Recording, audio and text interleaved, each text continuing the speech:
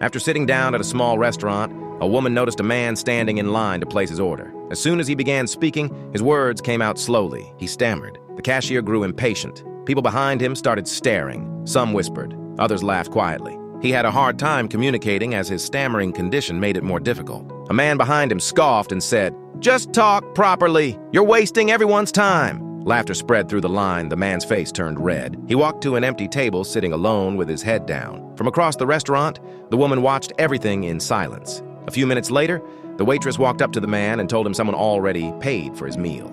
The man looked up, confused. The waitress handed him a folded note and said, "The woman over there asked me to give you this. She already left." With trembling hands, he opened the note. It read, "Never be ashamed of your voice. You stood for me when I had no one. I hope today gets a little better for you." Tears filled his eyes. He looked around the restaurant hoping to see her, but she was gone. That night, he couldn't stop thinking about the note. The next day, while grabbing food near his automobile business, he saw her standing outside a cafe, holding a folder of documents. He froze. It was her. He walked over slowly and said, "Excuse me, were you at our restaurant yesterday?" The woman looked up and smiled softly. "Yes," she said, "and I was hoping you'd remember." He stared at her, confused. She took a deep breath and said, "Do you remember college? When my grades were failing and a lecturer tried to take advantage of me saying he could help me pass?"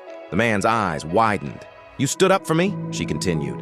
"You reported him. You helped me find another lecturer. You protected me when I was scared and powerless." Tears filled her eyes. "So when I saw people laughing at you yesterday, I couldn't ignore it." The man smiled gently. "I only came to that restaurant, Bob, because I was hungry," he said softly. "But that moment reminded me of who I used to be."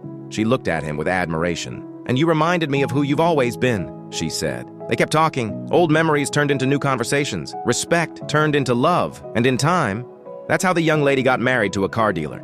Sometimes, the kindness you give when no one is watching comes back when you need it most.